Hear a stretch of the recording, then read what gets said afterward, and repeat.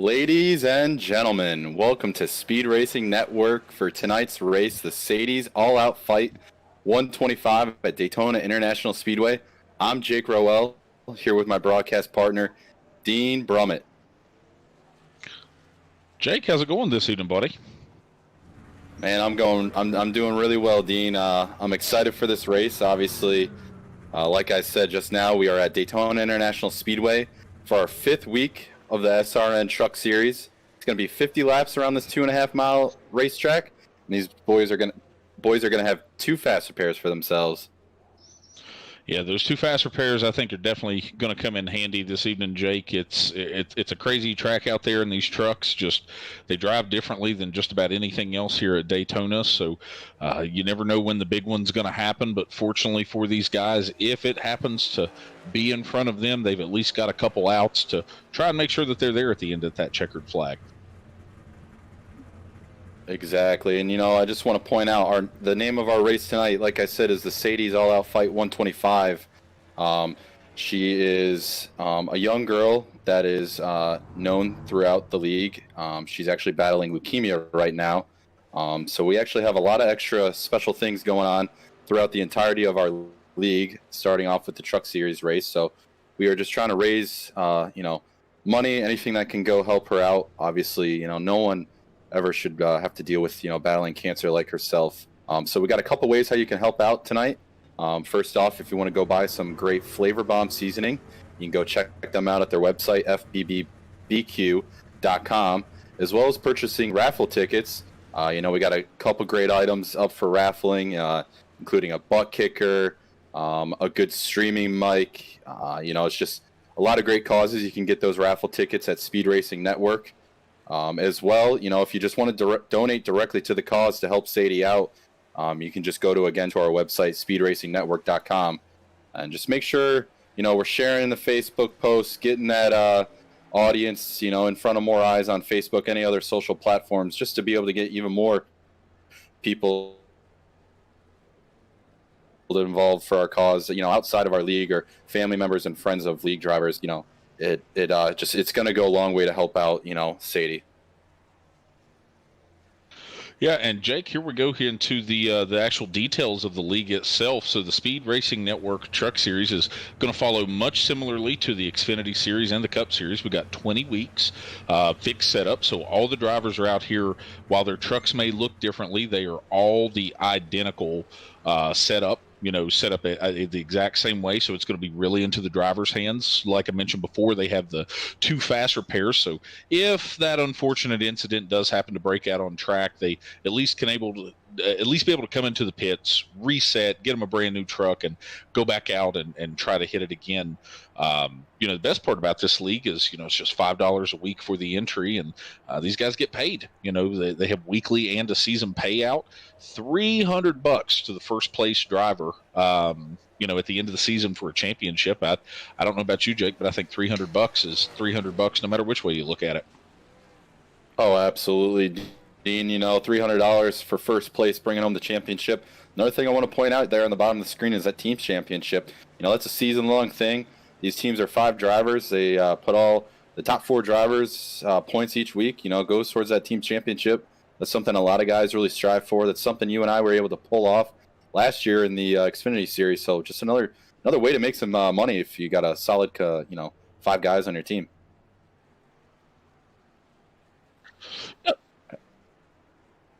Yeah. Sorry, go ahead, Jake. Oh, go ahead, Dean. I'm sorry.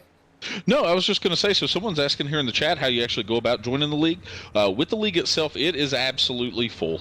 These guys have come out here in force, definitely loyal to what they're doing here. But the Xfinity Series League is absolutely still open. You can sign up at speedracingnetwork.com and also through the iRacing service itself is how we actually run these races each week. Exactly. And obviously, we were talking about money earlier for the championships for the drivers and teams themselves, but another thing that's awesome about this league is the fact that on a weekly basis you can go out on the track and win yourself some money. Really want to point an emphasis to the first place winner. You get $25 as well as a free entry into the Xfinity race, which is the following night, Thursday nights. So you win yourself the race tonight or any other week, you get another shot in the Xfinity Series, bringing home some more money. Obviously, second through seventh pays, trickling down from $15 to $5, depending on where you finish here in the race. But Dean, like I said earlier in the opening segment, it's a special week. We got some more money, some more prizes out for this week here at Daytona. First off, the Sparkle and Shine Mobile Detailing. Just really want to give him a shout out, Sean Kozer. He's putting a lot of backing into this league, and obviously tonight, the Hard Charger Award of $15. What that means, whoever starts the furthest back and gains the most positions throughout the race is going to bring home themselves $15. As well, on top of that, Sparkle and Shine is also going to donate another $15 to the Sadie's All Out Fight. So obviously, ton of help going towards that great cause. Yeah, also, Jake, when you go through, you also have Silverback Tax Solutions, one of our wonderful sponsors here. They're actually going to be doing a donation this evening, $20 for each driver that manages to finish this race clean. No incident points, no going through the grass, no wrecked out race cars tonight. What we'd love to be able to see in a perfect world, we'd love to be able to see every single one of these cars cross that finish line with the same paint that they rolled off pit road on. And for everyone that does, that's another $20 that's going to be donated to Sadie's fight. Exactly, Dean. That reminds me of the home run derby in the MLB. The State Farm ball, any home run hit is X amount of money. So Silverback Tax Solutions could have a high bill tonight to be donating. So that's a great cause. Shout out to Sean Griffith with Silverback Tax Solutions. I know we still got a couple more sponsors here tonight helping out. We got Tropical Smoothie Cafe. I tell you what, this was one of my favorite spots to go to when I was a student at Michigan State. They got great food, great smoothies, obviously. And so what they're bringing here tonight, at the halfway point, we are throwing a competition caution. So an admin will throw a yellow. Whoever crosses that line at the halfway point will win $25 for themselves. And then on top of that, Tropical Smoothie Cafe is going to donate another $25 towards Sadie's All Out Fight tonight. So again, just tons of sponsorships, coming out, helping us out, not only for our drivers, but more importantly, helping out Sadie and her family with her battle of leukemia.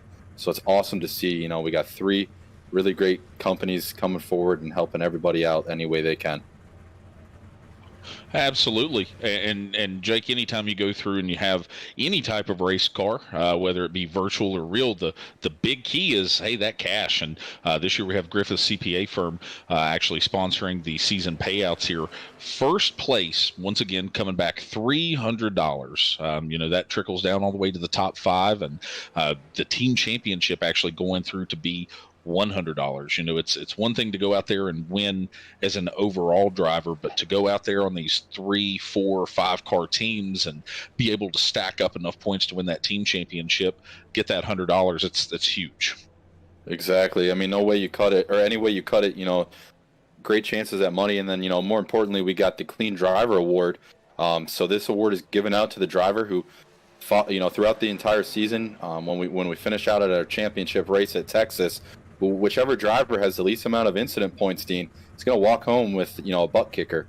It's a great asset to have for your sim experience. It emulates any sort of vibration or going over curves on road courses or anything that you could feel in a real car.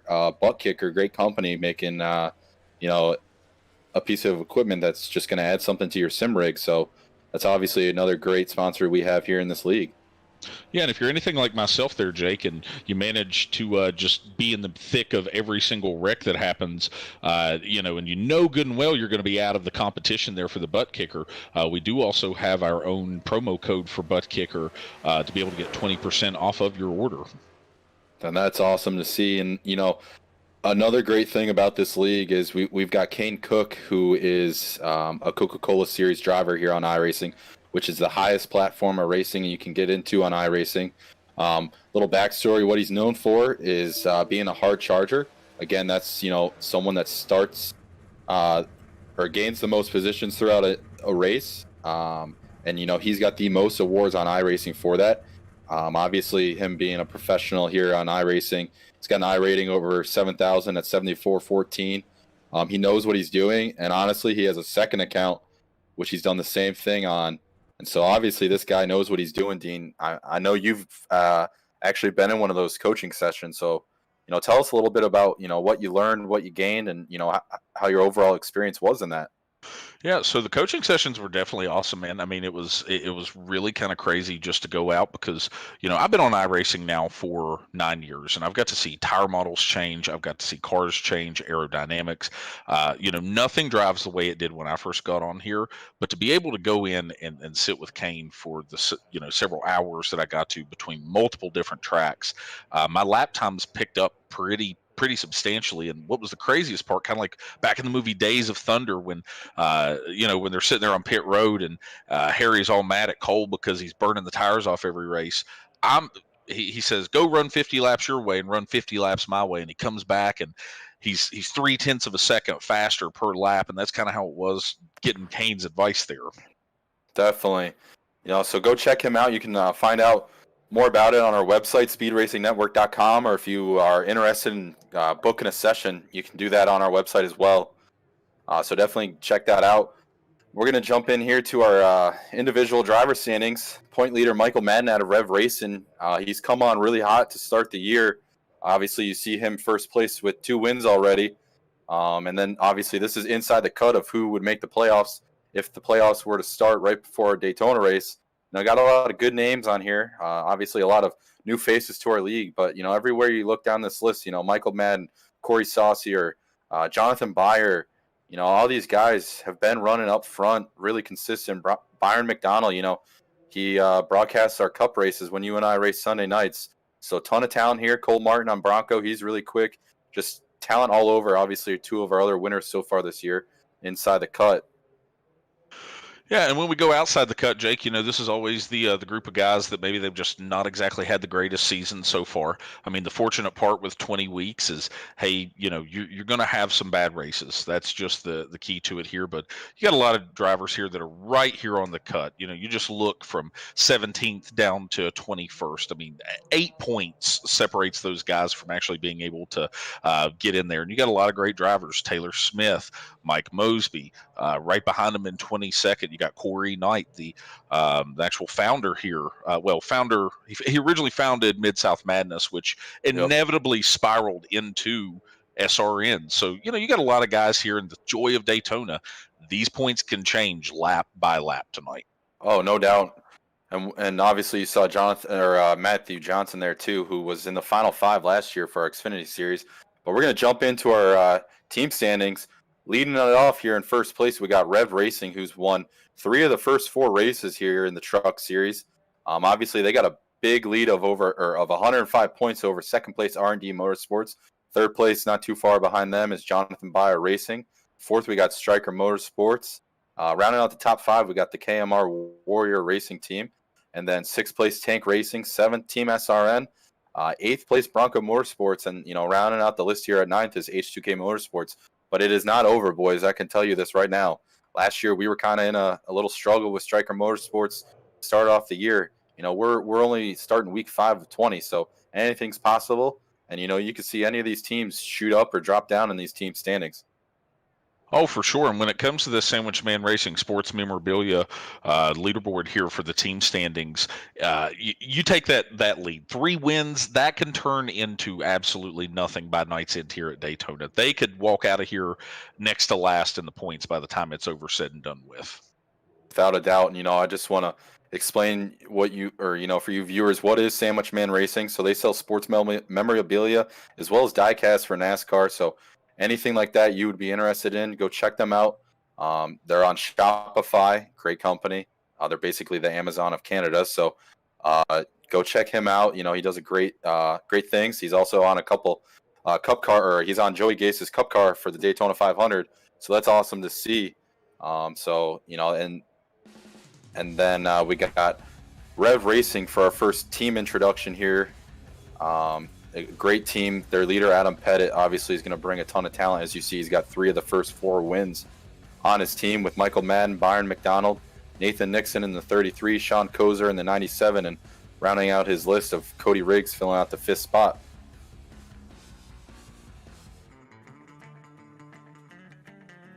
Next up here, Jake, we have R&D Motorsports. Got to love that big Tennessee state flag. I kind of wish they had a big orange tee to go along with it, but we've got drivers here like Corey Saucier, Bobby Anderson, who's actually running a special paint scheme this evening in honor of his father and Sadie as well. Jason Kratke, Trevor White, Mike Mosby, just a lot of talent here on this R&D Motorsports team. Of course, David Duke's obviously going to bring that for any team he puts together. So great to see that. And then next up, we got Jonathan Beyer Racing. They're full of talent here. You got Jack Johnson in the 35, Matt Johnson in the 62. A really strong competitor, and he's actually brand new to the team this week here at Daytona. So he's looking to get off to a good start with his new team. Then we got Jonathan Beyer obviously in the 66, James Kerr and Kyle Wimble in the 91 for Jonathan Beyer Racing. Really solid guys.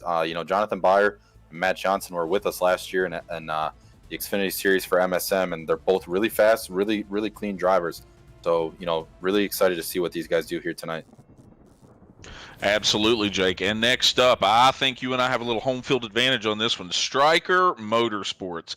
Off the heels of Mid-South Madness last year, they've decided to switch over to a truck operation with their leader, Travis Trevelyan, in the 71 truck, Jose Castellanos. Mike Lewis is actually brand new to the team this week in that just absolute landmark trade that wound up sending the 62 over to JBR. You got Brandon Domain, who's very, very fast, did awesome a couple weeks ago at Darlington, and Joe Ruggles Jr. No doubt. And then next up, we got KMR Warrior. I got that mixed up because the intro looks just like H2K's in a way.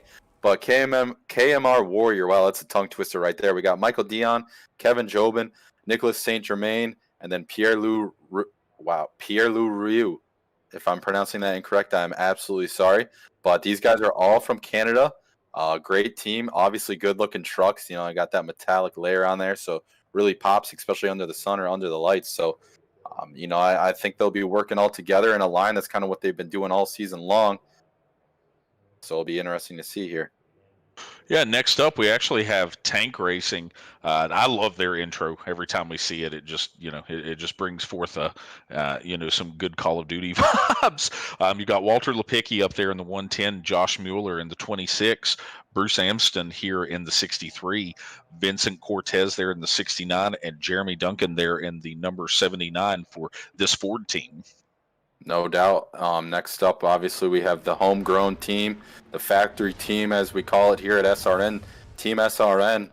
Filling out this team, we got Tevin Whitner, Taylor Smith, Corey Knight, Rob Yost, and Brad Yonkman. I think they've had a little, some finishes that they wish they could have, had better ones. But, if I know Team SRN, they're going to come out here blazing, trying to be up front, go for the win. I think we'll see them up front quite a bit. Oh, absolutely. Yes. And I mean, anytime you're the home team and you got your name on the product, man, you better be showing up.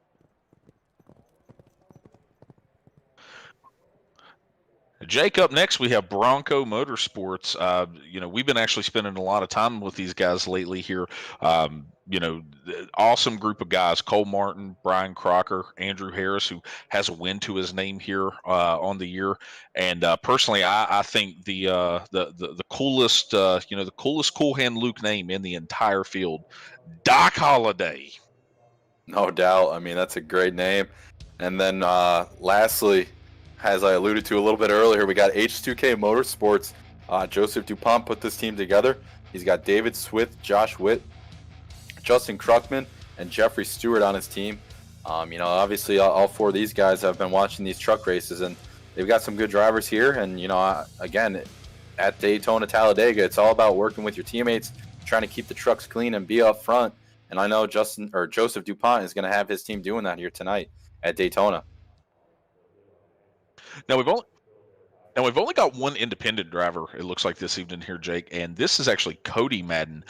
This is Michael Madden, our points leader's actual brother here in the 17 truck. Kind of flashing back to some days of thunder here with that cold trickle paint scheme.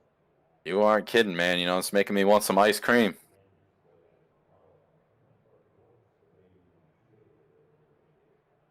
And now you obviously see the great view here up on top of the spotter stand at Daytona International Speedway. Let's go ahead and check out here where our top 12 qualifiers are. Qualifying's basically over here. Clock just ran out.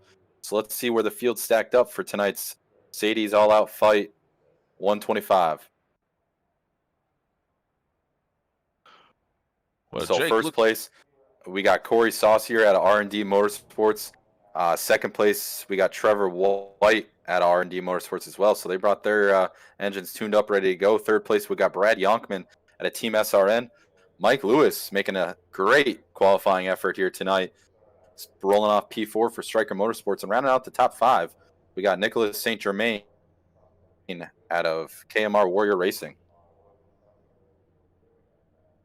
yeah, Jake. Now, for rounding out the rest of the top 10, you have Tevin Whitner in 6th, Brian Crocker in 7th from Bronco, Doc Holliday in 8th, Jason Kratke in 9th, and Michael Madden there from Rev Racing in 10th. When I go through and look at the cars that did qualify, from Corey Saucier, his pole time was a 52.157.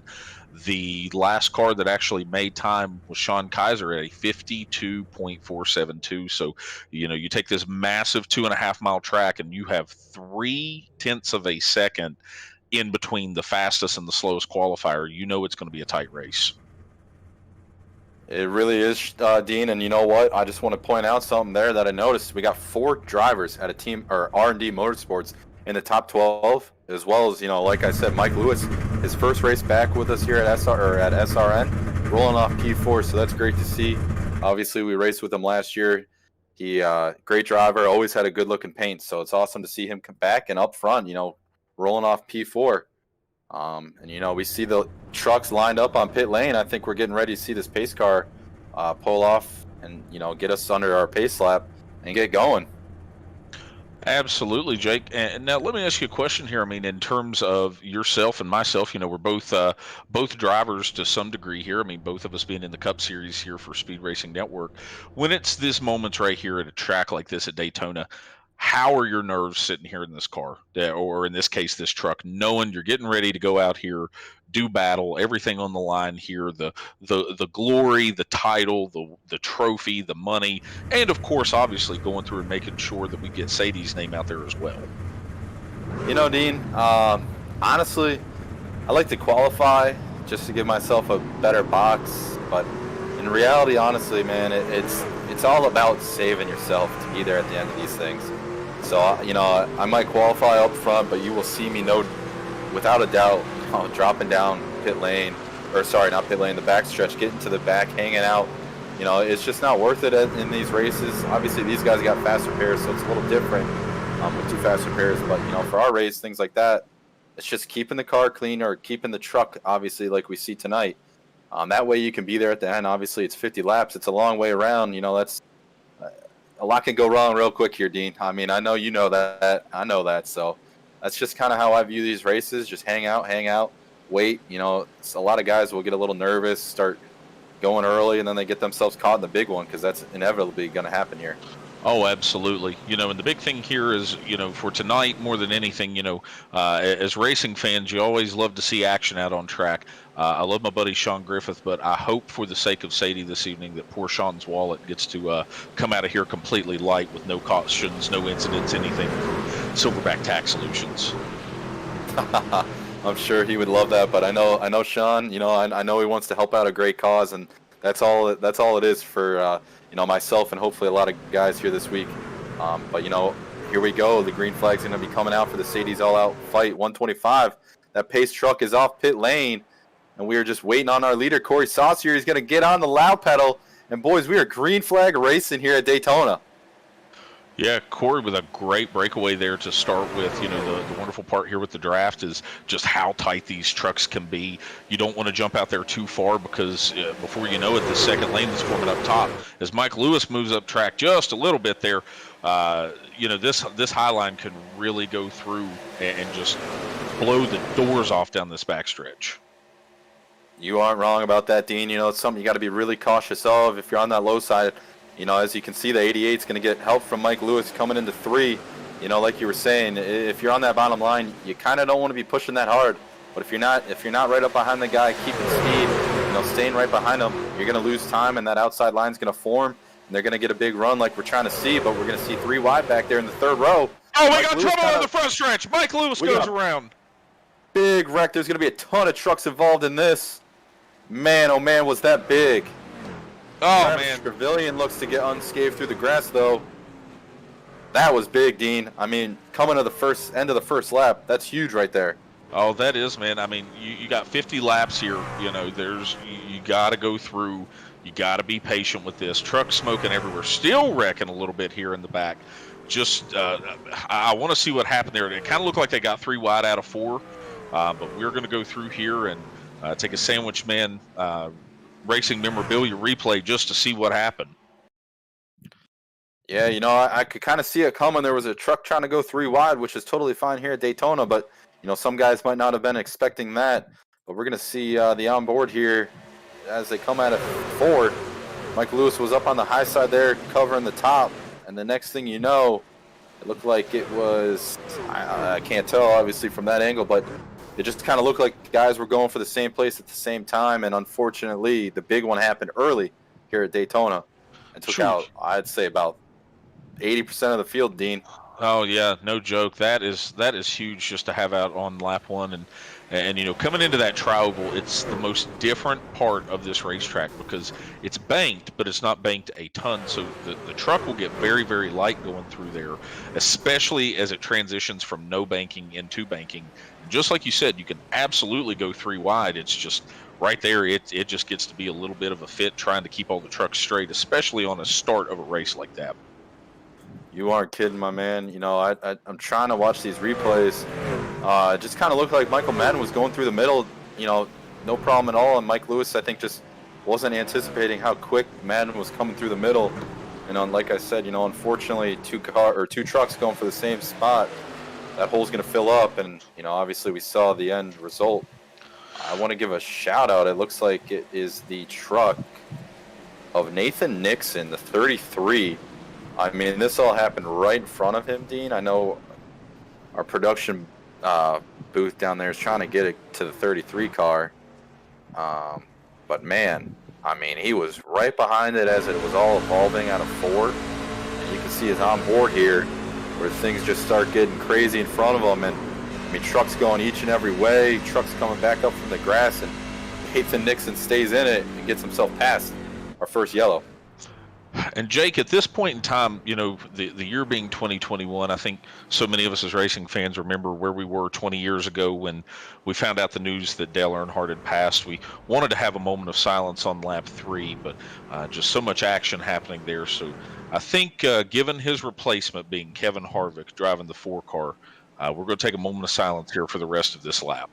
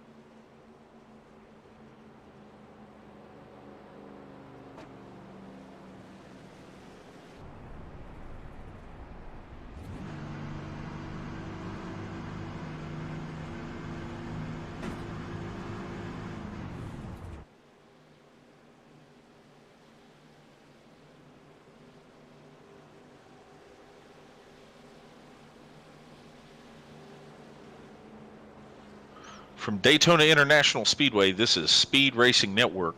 Go faster. We will be cutting to a quick commercial break just to benefit here the Sadie's Fight 125. Like our drivers here at Speed Racing Network, Travis L. is a competitor. That's a fact made clear when you talk to Travis about his love for professional barbecue and the Flavor Bomb rubs and seasonings that have helped him bring home championships. Travis launched Flavor Bomb in June 2020 to champion something greater, his daughter Sadie. Sadie's battle began in late 2019 with a life-threatening infection. Not long after fighting that battle, Sadie was diagnosed with acute lymphoblastic leukemia. Sadie's treatments continue weekly and are set to do so through September of 2022. The cost, both physically, financially, and mentally, can be staggering at times. Through Flavor Bomb and Sadie's journey, Travis and Sadie have been able to support the doctors, nurses, and patients that have been by their side. Flavor Bomb does cooks, giveaways, and gives part of the proceeds to St. Jude's and Cook's Children's Hospital. Please go to www.fbbbq.com to help support Travis and Sadie in their fight against cancer. And welcome back. Obviously, all those photos of Sadie, obviously cute little girl, going through leukemia right now. Obviously anyone and everyone that could help out in any way possible, just please check out Flavor Bomb's website, fbbbq.com, and help out the cause in any way you can. No matter what it is, even if you can only do $1, it really does just start to add up. And obviously, you saw those photos. It's just going to help Sadie out as well as her family. So we would just love any support we can get to help her and her family out. And we're back green flag racing here, Dean and Corey Sauce here in that R&D Motorsports number 3. Well, he's getting out to a good jump. Second place, he's got Brad Yonkman right behind him. These 3 trucks are going to start pulling away from that 88 Flavor Bomb machine, who's on a lonely island out on the high side. Yep, he needs to be doing what he can to try and get back in line there. You see Travis Trevelyan jump up to the outside as well. There's a few trucks up there in the outside lane, but right now the biggest thing is finding your place, getting in line, and being ready just to kind of wait this thing out here. Exactly, and like you said, Travis Trevelyan, he's going to close up to that 88, and he's going to try to lock bumpers with him to get a big run on the outside of this 3 truck and try to get these 2 guys clear on the high side so then they can drop down in front of Corey. That's just kind of the strategy of what you got to do here, especially early on. You really don't want to be too wide for too long. That's when bad things can happen. You can start overheating your engine. You hit a guy the wrong way in the corner down the straightaway. That's how big wrecks happen at these super speedways. So I'm sure this 71 is going to try to get to the 88, get a big run like he's trying to do right here, and get clear of this 3 car. Oh, man, he has given him just a heck of a shove down the back straightaway. Now, at the same time, the inside line starts to form back. Saucier begins to get that push as well. Now, you see a lot of these trucks darting around, Jake. They're kind of moving around left, right. A lot of that air from the draft moving off of these trucks. They don't have a ton of horsepower. They don't have a ton of downforce either. And in the process of doing so, just the tiniest little bit of breeze, it can take these trucks out from underneath you. And I got to imagine for these guys, obviously we had that really quick yellow on lap 1. There's still a lot of adrenaline, little nerves under the helmet for these guys. So they're just trying to feel things out, see how the truck's going to run. Obviously racing with some of these guys, you've never run with them probably on a plate track. So you just got to feel out the competition, see what everyone's doing, what they like, what they don't like. And, you see the 71 and the 88 trying to make that outside work. But Brad Yonkman is pushing Corey really, really good down the back stretch and front stretch on that low line, which is maintaining them the lead there. So it's going to be hard to break those 2 guys up on the low side. But, this outside line, it is forming. The more trucks, the better, the bigger the runs come, and the more energy they get, the faster they'll be able to clear that inside line. Now, Jake, one thing that you had mentioned a little bit ago, we'll kind of touch on it here for our fans watching the race at home, is in regards to these trucks overheating. What happens with it? I mean, you have to look at it like your own production car. You've got a grill on the front. Air moves in. It helps to cool the truck off. But when you get tucked up underneath someone like Travis Trevelyan is here under this 88, it will heat that engine up very, very quickly because it's just not moving a lot of air. Imagine sticking your hand out the window as you drive down the road in your own car. You tuck it in behind the window and it feels all cool, and you don't really feel the air around it, but the second you move your hand up, it's like a wall of air hits it. And it's kind of the same way for the grills on these trucks, but you play this very fine balance of keeping the car actually cool enough to be competitive, but at the same time you have to be able to shove enough to not fall back in the pack. You're definitely right, Dean. And another thing too is iRacing, you can change your field of view, you can move your driver's height. So some of these guys like to have it to where they don't see their actual dash in the car. So the bottom of their screen is really the bottom of the what do you call it? The bottom of the windshield. Yeah, but like to where they only see the dash, so they can't even see their gauges, so they don't even know necessarily if they are overheating, and obviously that can cause big problems if the guys have their field of view a little jacked up, too zoomed in here at these plate tracks. Next thing you know, they're they're blowing rods, they're blowing up, and that can cause a big wreck. But right now it looks like we're just going to be too wide here for a while. And, I do see in the back there seems to be a group of 5 trucks that have really just fallen off strategically to stay out of this mess and just keep themselves clean. But up front, that 3 truck, Corey Saucier, living up to that 3 car. Obviously, anyone that's a NASCAR fan or even maybe a little bit of a novice fan of the sport knows that 3 truck, or that 3 knows how to get around this track. So he's doing what it is behind the 3 truck. Absolutely, and now it looks like we got a pass for the lead here. Travis Trevelyan is getting that 88 truck just absolutely moving. That 88 being Trevor White. Doesn't quite have enough to clear, but right now the inside line on Saucier, he kind of lost his help from behind, which I think is going to let the 88 and 71 clear him about the time we get to turn 1 here if they stay connected. He definitely is. He's just got to be careful if he makes that move to drop down to make sure he doesn't self-clear and he gets the clear from his spotter, or else he's going to be making a hard left into the infield grass. But he's not able to clear him into 1. Corey Saucier, he's taking the shorter route around the track, so he's going to gain a little bit of position on him. They're going to be even at a 2, and it's a drag race down the backstretch as that 71 is going to get to the rear bumper of the 88 before the 93 gets to the 3. So you might see the 88 in the lead right now, but I think by the time we get to the line, I think that 3 truck's going to technically lead the lap again. That's just kind of how it works, with the energy and everything of the draft. Travis Trevelyan is just trying his best right now, I'm sure, to get the 88 clear, and it looks like he's going to get him clear. But will the 88 drop down or not? That's just, you never know here. No, absolutely. 2 by 2, 10 rows deep, Jake. 20 trucks coming by in the blink of an eye. And now the 88's clear. Is he going to drop down? Is he going to leave Travis out? What's he going to do here, I wonder? I wish I could know, but it seems like he likes having that 71 truck of Travis Trevelyan of Stryker Motorsports behind him. They're making good ground up here on the top.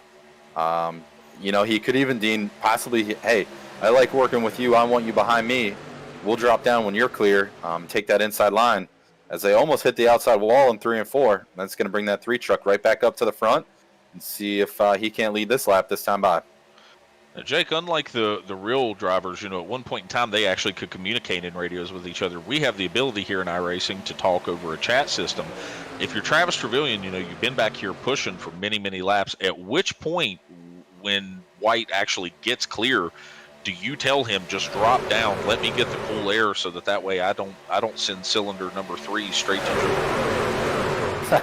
I've been watching it. It looks like Travis is doing a good job down the straightaways after he gives a good shove, even in the middle. Oh, we're gonna have 3 wide here. Oh, 3 wide. Let's see if this works. Man, it's gonna get tight here into 3. I'm sure Travis isn't too happy. Oh, there they go! And the big one again. Man, oh man, as you can see, when a car gets turned at the front of the pack, man, it just collects everyone. Carnage all over the track. The 88 of Trevor White, who was leading the outside line, got turned. One of our front runners, the whole field again, just taken out at one blink of the eye. Yeah, absolutely. Here, we're going to go to a Sandwich Man Racing Memorabilia rec replay just to see what happens here. Let's take a real quick look here, Jake. Get this up here. Oh, yeah. Yeah, they get 3 wide down here down the backstretch, and Travis moves up. The 88's trying to decide where he's going to go, and I can't tell who that is. The 13 truck just... Yep, of David Swift. It was the 13. He wanted to go 3 wide, and, again, it was same type of deal as the first wreck. You go 3 wide, you just got to be, giving each other room, and it's no one's fault. It's just a product of plate track racing, and the holes fill up quicker than you think. He got into the 3 a little bit, which sent him up the track and collected the 88, and next thing you know, there's our points leader riding the wall and getting into the catch fence, Michael Madden. And obviously 13 spins, hits the inside wall. We'll go on board here with Madden. He tries to get low, and next thing you know, 13 shooting down the track, and he is on a roller coaster of a ride up along the fence. Obviously you see cars barely getting by with damage, though. So I think a lot of guys, Dean, I got to imagine, going to be using, one of their first faster pairs, if not even the second one already. So a lot of trucks up front taken out, but, that's what happens here at Daytona. I'd love to take a look back here, Jake, just to see if during that caution, you had mentioned a 5-truck breakaway in the back of the field, just kind of breaking off from the rest of the pack. I didn't have an opportunity to go and see exactly who those drivers were, but I'd love to take a real quick look and see if any of them were involved in it in terms. I believe it starts back here at the 91 of Kyle Wimble, and I just want to see if this little group here gets through. And the 87 of Andrew Harris out of Bronco Motorsports. This is what I like to do with my teams in iRacing on any plate track. You see the wreck. Is he going to get slowed down enough? And the track is blocked. Man, oh man, is he going to squeeze through? He does. Heck of a driving. And you might say, oh, all he's got to do is slow down to avoid it. But no, no, no. You got to make sure you're looking in the mirror, making sure you're not going to get run over from behind. Because that happens a lot. You might think you're clear of it, but next thing you know, you're getting run over from behind, and you're in it as well. But these 5, 6, 7 trucks back here did a heck of a job checking up, realizing the wreck was in front of them, not running each other over, and obviously they avoided the big wreck up front that took out probably 15 trucks there. Yeah, and I'm glad to see that he wound up missing that wreck, because I know he was involved in that very first one. And as someone who in our group, Jake, we don't get the luxury of the fast repairs. We basically have to be perfect every single lap, or we're going to the holler. 15 laps into a race, you just don't want to wind up seeing yourself out of contention. Not at all. And it's just the product of super speedway racing. Some guys like to be up front in control. Some guys like to be in the back to avoid what we just saw. And obviously, we're gonna go into a commercial here to show off one of our raffles tonight. So we got an Astro A40 TR plus a Mix Amp Pro headset. So this is going to be one of the first raffle of what you can find on Speed Racing Network. So if you need a new headset as well as the Mix Amp, I believe this kind of just helps with streaming and just having better audio for your sim racing experience or anything that could be used towards this. So $10 per ticket. You can buy more than one ticket, so if you really want this, head over to speedracingnetwork.com and, get yourself a raffle ticket or 5, 10, 20, whatever you want. I mean, tax returns are coming up, Jake. They are upon us. Exactly. And, our second raffle here tonight is the butt kicker. Just the same thing we spoke on earlier that the Clean Driver Award gets. It emulates any bump or vibration that you would feel in a real car. So having this to add to your sim experience is awesome. Just adds, another dimension to it. Yeah, Jake, and you also have here Christopher Bell, now the driver of the 20 Joe Gibbs racing machine in the NASCAR Cup Series. We have a replica helmet of him from when he was on his way up through the ranks at Joe Gibbs Racing in the Xfinity Series when he ran the Rheem Water Heaters paint scheme. Definitely. I mean, if I was buying raffle tickets, Dean, I think that's the one I'd go after. I'm a big memorabilia guy. Anything and everything's awesome, and that would be a great piece to add to, any, sports fanatics collection. So go check out our raffle tickets. They're all $10. You can put a raffle ticket into all 3, 1, 2. Go get it. $10. You can win any of those 3 great raffle prizes. But right now, the man with the ticket of the lead is going to be the 86 of Bronco Motorsports, Brian Crocker. Going to get rolling here. He's got Mike Lewis behind him. He's going to see if these two can't kind of break away from the pack. I believe the yellow is out again. Yeah, that's what it looks like here. Let's see. Looks like we had trouble on the restart behind our leaders. Yeah, they may have gotten stacked up. Looking there, it looks like Brian Crocker has a little bit of rear end damage. Oh, yes, man. They stacked it up deep there in the tri-oval, right out of the exit of the tri-oval there. They definitely did. I'm not sure if someone might have missed a shift or teammates running into each other. That's just never anything you obviously want to see. I believe that was Andrew Harris and Doc Holliday getting into each other, and Andrew got into the back of Doc, and it just sent him to the inside and collected I believe that was the 115 of Jeffrey Stewart for KMR Racing, the gold truck. Could have also been the 110 of Michael Dion. So again, more trucks tore up here on a restart. But yeah, I mean, Dean, hey, we're still only on lap 18, lap 19. I know, and the bad part here is, we're coming up on a competition caution very, very shortly at halfway, presented by Tropical Smoothie, and at that point in time, it's going to be $25 to the leader at that competition caution, that halfway point of the race. $25 donated to the charity for Sadie. The question, Jake, right now is you're sitting here, you're in the position that you're in. You've seen how these restarts have gone. You've seen how the wrecks are. You know that fuel is going to be close from here to the end of the race. If you're Brian Crocker, are you staying out here to try your darndest to win this $25? Or do you come in, you try and get some of that damage repaired and just try to go back out there to win the big trophy at the end? I think this restart's going to probably be about 3 or 2 laps to go until that competition caution. So, if I'm Brian Crocker, I'd probably stay out, but it looks like he's going to be coming down pit lane up there. It's probably to fix that damage. So, maybe it's a little worse than it looks. But, we see Kyle Wimble and some others staying out. So that's probably what I would have done for the money. Like I've been telling you and Sean, obviously it's great to win money, but at the end of the day, with $25 being donated by Tropical Smoothie, personally, if I win any of these great awards, I'm just going to donate that money right back to Sadie and her family. Obviously, leukemia or having leukemia at a young age, anyone is just not fair for anyone in life. So, it's just great to give back to a cause like that. I mean, I can't even begin to imagine what her parents and herself are going through at 8, 9 years old. So it's just really tough to see. So, but it's going to be like a green, white, checkered restart here to that lap 25 yellow.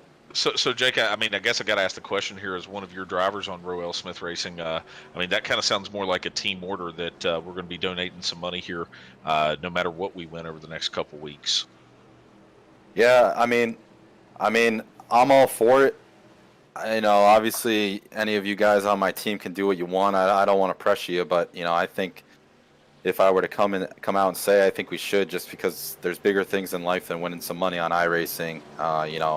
Later down the road, if I have children and they have leukemia or any other form of cancer or anything like that, I'd obviously love any support I could get. So I think we are going to just donate anything we win as a team at Roel Smith Racing, and put it towards the Sadie's all out fight for her. I can't even begin to fathom what it's got to be like. So I think it's just a great thing to do. So I think that's what we're going to do, Dean. I like the plan there, Jake. I think I can go without it for a few weeks. It's definitely going to a great cause, and the big thing with it is we're all racers, but we're all family at Days Inn. And with Sadie, like you said, I cannot imagine what her family is going through. And we always go through and we look at the family, right? We always talk about the family, but look at little Sadie herself. You got to imagine exactly what type of emotions that is. And you see right here on the 66 as well, he's got in loving memory of, unfortunately I can't, Alexa, exactly. So, again, obviously another driver here in our league that's got someone that lost their life. So, it's everywhere we look. So anything we can do as racers, on iRacing, use our platform to get the word out and, just expand it. And get it in front of more people to help out the cause is just great to see. Absolutely. And Jake, they're stacked up here 2 by 2. You got Mike Lewis back in at Stryker Motorsports, first race out, sitting there in P2, sitting there on the outside line of Byron McDonald, who probably has said my name in some not so nice lights here, broadcasting on some Xfinity races and Cup races on Thursday and Sunday nights. But he's going to actually be leading us down here to the green. He definitely is, Dean, and it's going to be lap 22 when we get the green here, so it's going to be a 3-lap shootout to that lap 25 competition caution. So it's going to be pretty spicy, as you would say. The pace truck is off, and Byron is just immediately on the gas, Dean, and he's going to pull away from the field a bit. I don't know if I'd be doing that, though, because, on these tracks, you get out to a big lead. That just means the runs come bigger and faster from behind, so you got to protect it. Oh, yeah, you can see it coming here through turns 1 and 2. Oh, he's going to get past just so easily here. They timed that restart out perfectly, and poor Mike Lewis got left out to dry there for just a moment as they come through the field. I'm trying to look to see here exactly. Oh, and They almost clip each other into the outside wall. Matt Johnson almost got turned to the right.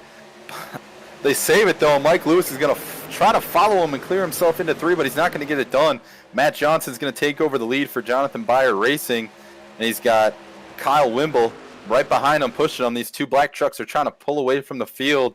They know what's at stake here. They're coming to 2 to green to that competition caution. It's going to be interesting to see if Byron McDonald and Nathan Nixon from Rev Racing can't emulate the same thing we just saw them do and try to go to the high side and make a pass for Rev Racing to take home this competition caution Tropical Smoothie Cafe award. But hey, they might be waiting, make a last ditch effort to get around them. And just look at how that high line, Jake, just falls back. Mike Lewis he did not get the help he needed there on the restart, and everybody else just kind of goes single file. I think if you're looking here as we get ready to head, like you said there, to what was 1-2 to go before the halfway point, you're going to see some jockeying here. I asked, oh man, as it gets close there, that 91 just trying to get what little bit of clear he can. Oh. They're trying, man. Byron is just all up behind Kyle Wimble, trying to get his nose there at any point if Wimble moves up, and he is. And he's going to try to close the door. It's going to be tough, and he pulls it off. In the in-race radio, Byron McDonald did not like that at all. He said easy there. So he knows he's trying to get around these 2 trucks in front of him. I think he's going to have to use his teammates' help from behind, but Nathan Nixon's kind of lagged off of him a bit. As they come down the backstretch here at Daytona International Speedway, as they head into 3, we're going to get our competition caution this time by. And Byron McDonald is trying to do everything in his power to get around these 2. But Matt Johnson still leads them in the middle of 3 and 4. And as they come off of 3 and 4, Matt Johnson. And there they go. There they go. I think it's going to be too late, though, Dean. I think Matt Johnson is going to get this. And he is. And there it is, competition caution right there.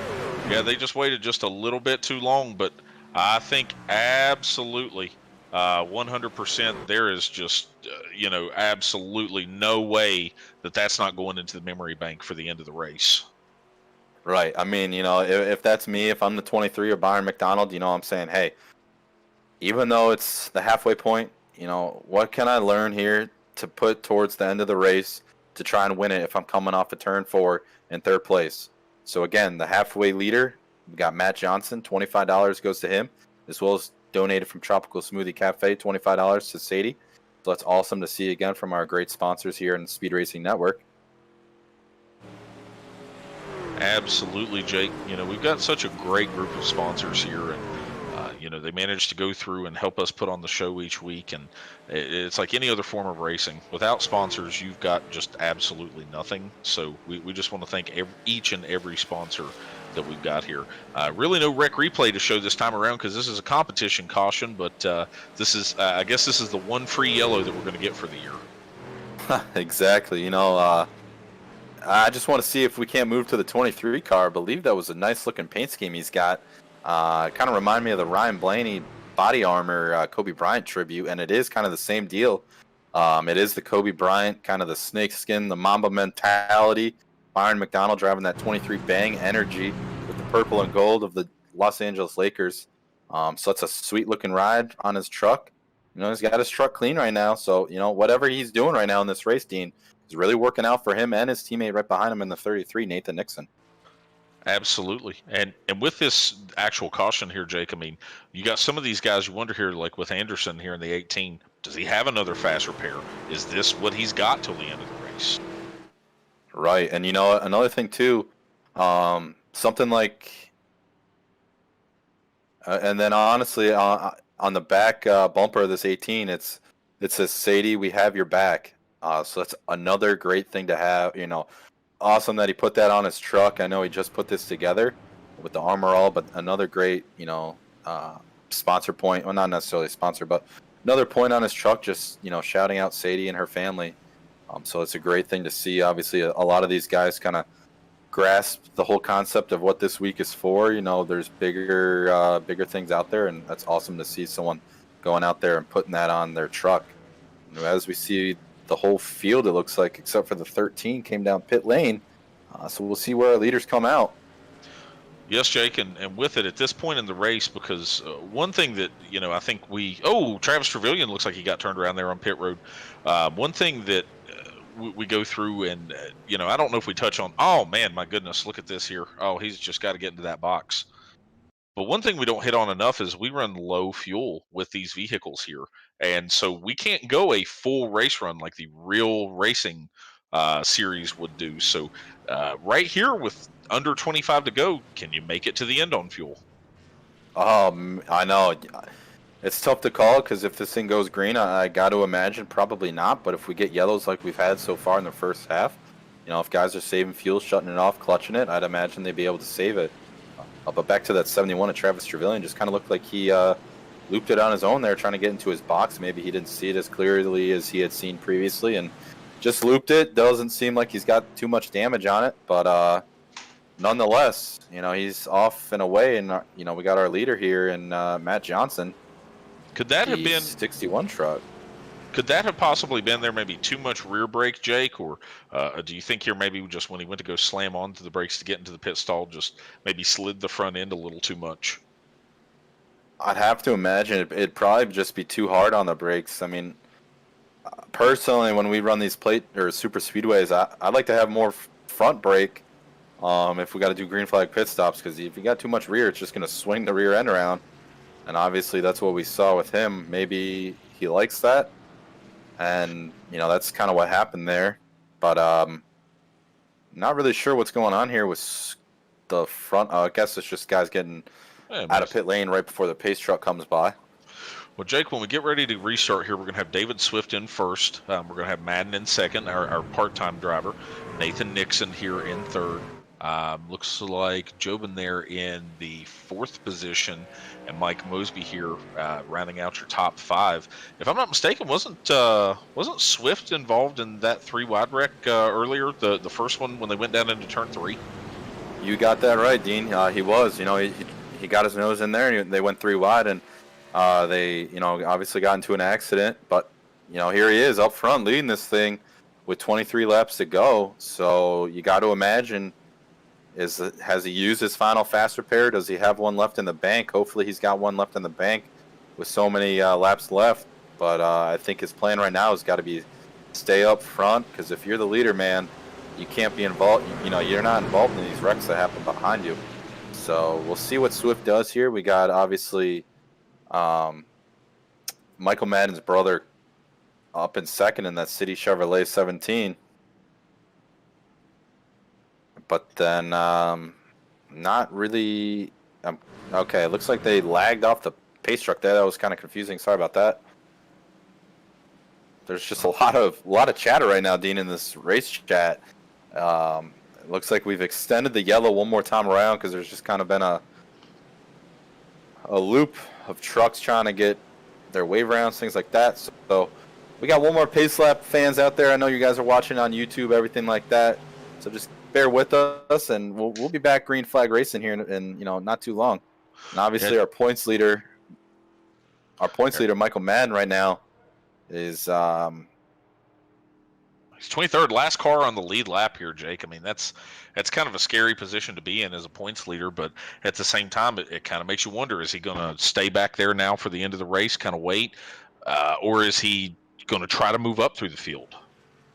Right, and I believe he was involved in both of the wrecks early on. The one on lap 1, and then we obviously saw him up along the catch fence. So I got to imagine both of his fast repairs are used. So we'll see what his plan is. If I'm him, I'm hanging out in the back, because you get one more of these wrecks, then unfortunately your race is pretty much done, unless you somehow get through with barely any damage. So hopefully he's got that in mind.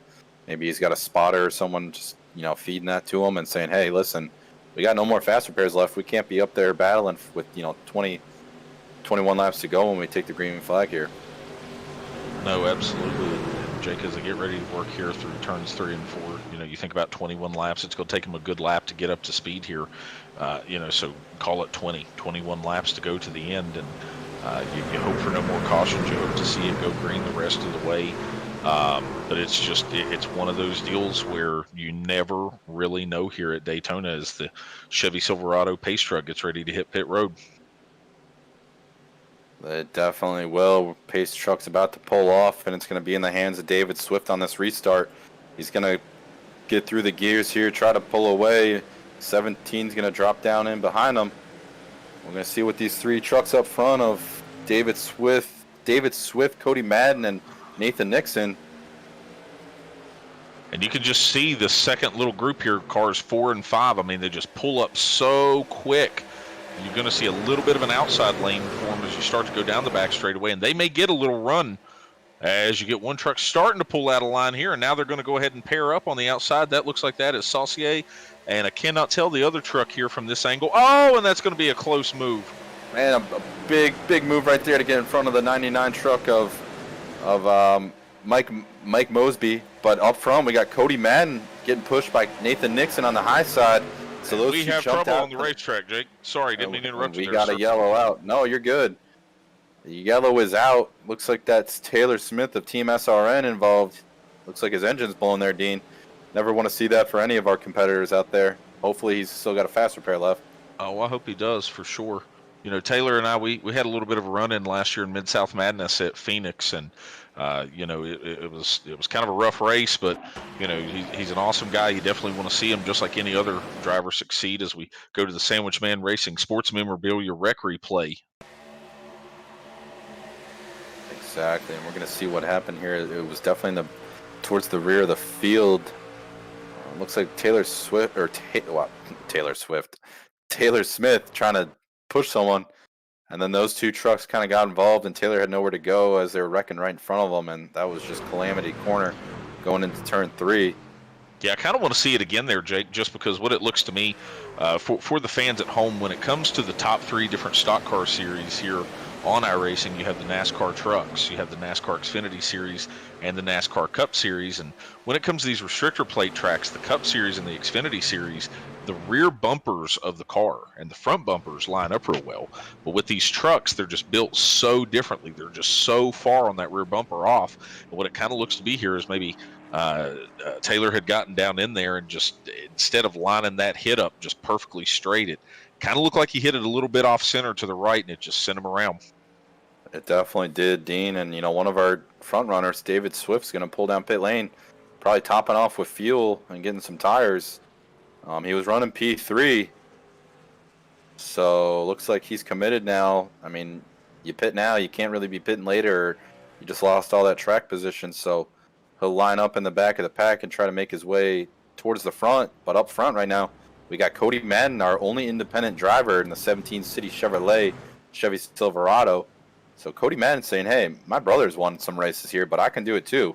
So something with the Madden family, Dean, is, you know, clicking here in the SRN Truck Series. Oh, absolutely. You know, when you come from a racing background and it's just something that's in your blood, I mean, you got to look at a history of great brothers, you know, Kyle and Kurt, and you got the entire Allison family, and it's just, you know, when you get all those, when you get that type of mentality and you're able to learn and get on iRacing like this, you know, it's easy to be successful when you put in the time.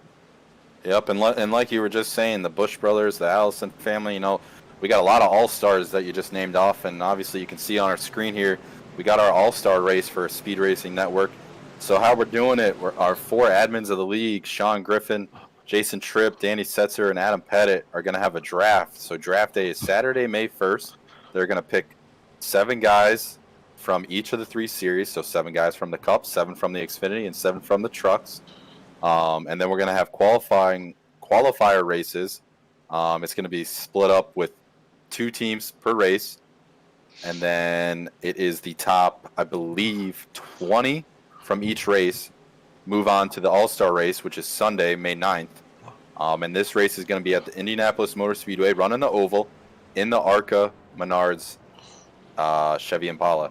So this is something exciting. I'm really looking forward to it. I know a lot of guys already, you know, it's February 10th, Dean, and guys are like, man, where am I getting picked? You know, they're probably feeling like college athletes coming out of college, or out of, you know, basketball, football, trying to see where they're going to get picked, things like that. You know, there's bribes everywhere you look in all the discords. So this has created a good buzz in the league. There's a lot of hype behind it. I think it's going to be a great event. Oh, no, for sure, Jake. And with it, you know, you and I the other day, we decided just to try to pull a couple laps there just to see what it was that we'd be learning. And after that little practice session, when it comes to the draft, it's going to go one of two ways. I'm either going to be drafted as Johnny Manziel first overall and just completely disappoint everyone, or I'm going to be drafted as Tom Brady dead last and just shock the world. Exactly. And, another race we got coming up is the St. Jude's race, revved up for the cause for St. Jude, put on by Rev Racing. So what this is, it's a race at, believe it is Daytona International Speed in the Cup cars. It's going to be Friday night, February 26th, 8:30 p.m. Central, 9:30 p.m. Eastern Standard. $20 entry fee. It's fixed Cup. First place gets $200, second $100, $30, $50. You can sign up on Facebook by looking up Revved Up for the Cause. And then obviously, kind of like our race tonight for the Sadie's All Out Fight 125, they're going to be doing a lot of donations, going to St. Jude's. And there's a lot, from what I've read, there's a lot of sponsorship, putting up money to donate there as well. So, this league is doing it in our own races as well as setting up races like that. But up front, Cody Madden's going to bring us to Green Flag Racing, Dean. Oh, yeah, he hit that gas pedal the second that the pace truck pulled off here. And caution's already out. Looks like his jump was good. So we're going to have to take a look back here through the field and see what happened. If you're David Swift, you're probably starting to double guess your decision to come down pit lane for fuel at this point with these yellows. I mean, obviously I don't know what his fuel... it looked like some... Corey. Oh, man. Yeah. Poor Corey Knight. Yeah, it's not what you want to see. No, we got to go to the Sandwich Man Racing Memorabilia replay here just to see what happened. Maybe much like the situation beforehand, just these trucks accordion up real tight, and you miss a shift. Let's see here. Well, whatever it was, Jake, it looks like that he may have blinked out. Sometimes with iRacing, it's much like our own eyes. It'll kind of lose track of what's going on, and just did not have a camera pointed to it at the moment. Yeah, and that's just one thing with technology. Obviously, anyone that uses any sort of technology, there are difficulties like that. So obviously he blew up, and somehow, one way or another, the yellow came out. But up front, Rev Racing, Nathan Nixon, and P2 with Kevin Jobin in the 141 in third place. There we go. Our production booth down there in the media lane got a little click happy there and was going through some stuff. But up front, Cody Madden. It'd be interesting to see what he's thinking right now with this race. Kind of just got to imagine there's a lot of nerves with this being his first race here. No, for sure, Jake, and we might try to here in just a moment. We'll see if we can't get him pulled up here just to see what's going through his mind there.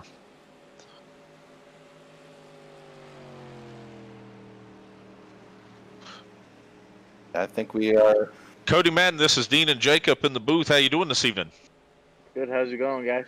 It's going good, buddy. How's everything looking out there so far? It looks to be a little chaotic, but up front, when you can see everything, control the race, just seems to be a little happier of a spot. Right. It's a lot easier up here than in the back. Let me tell you about that. I got caught up in a couple wrecks earlier on, but once we got up here, this is where we want to stay for sure.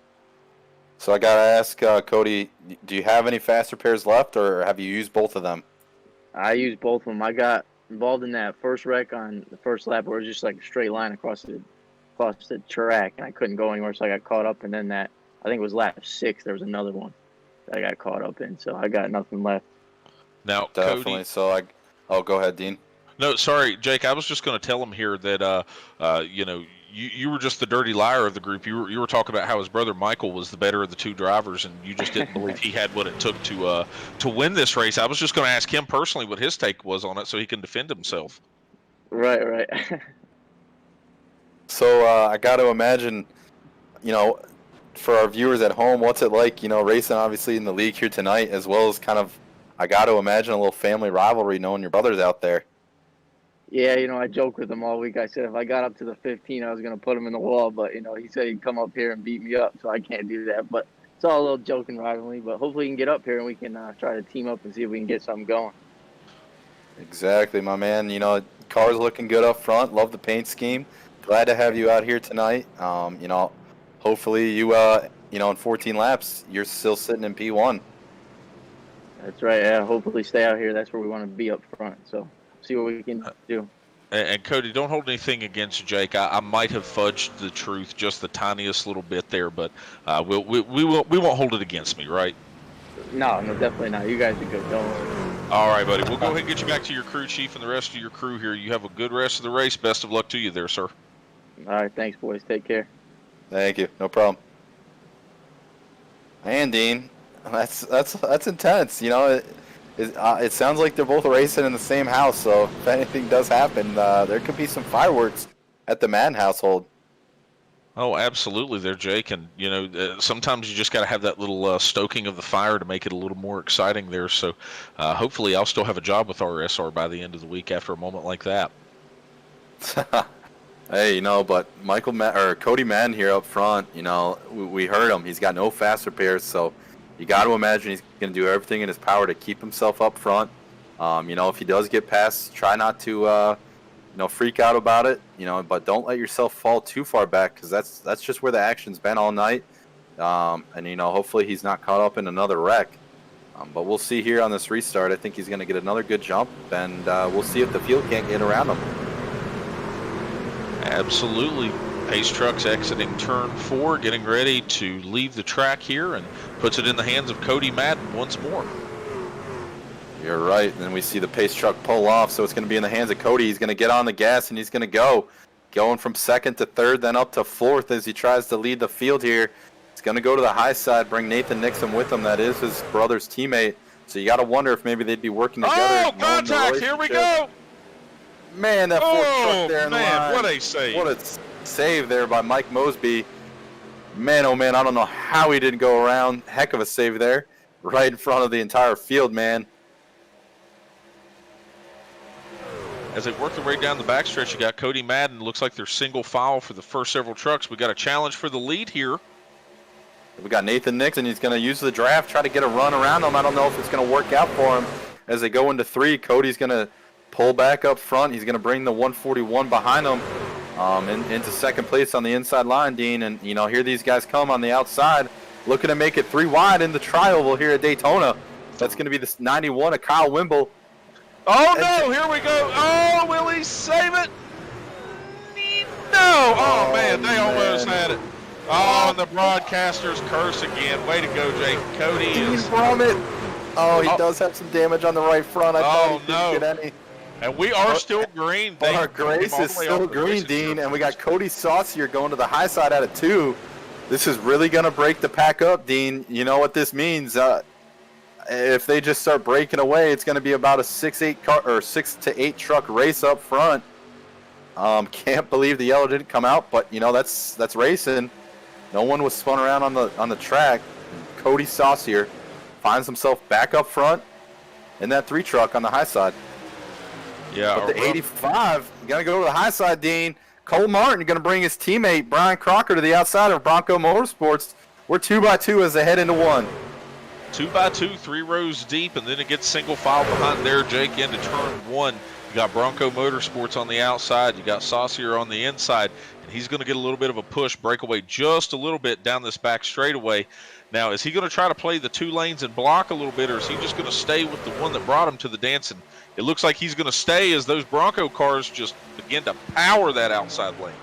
I tell you what, they got their name's Bronco. I think they got some extra horsepower under the hood. Brian Crocker's shoving the heck out of Cole Martin into 3, but Cody Saucier with Kyle Wimble behind him. You know, as these guys are 2x2, that second pack that was about a second off is going to close up to them, and we're going to have a 10-12 truck race here up front for the lead.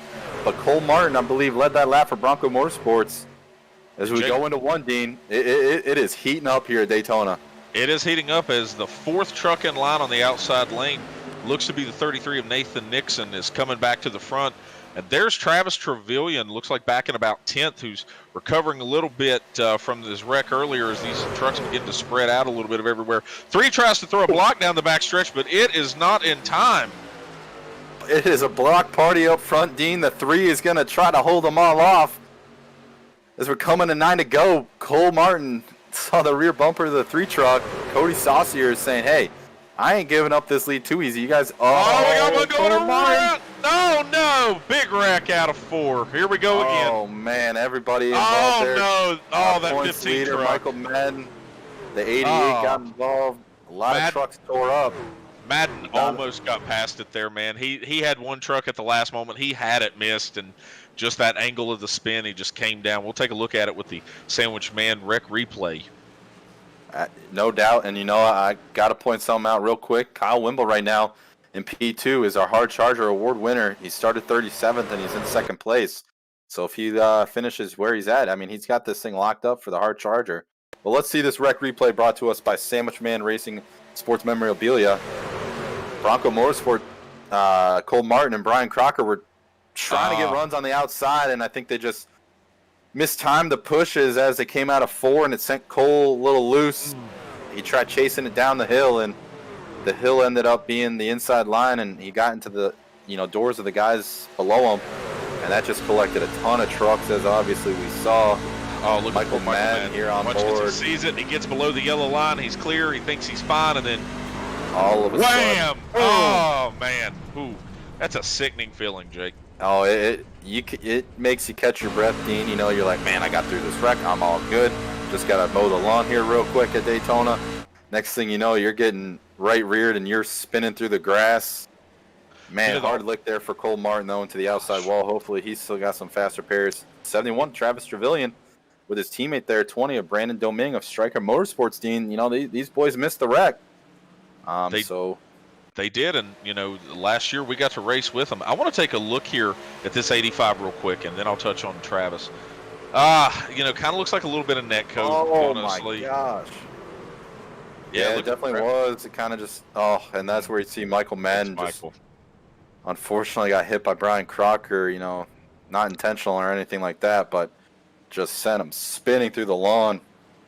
Yeah, Jake, and you were mentioning Travis Trevelyan a moment ago. I told you to get back to him. Last year in Mid-South Madness, you and I had the distinct pleasure of running with him as a teammate.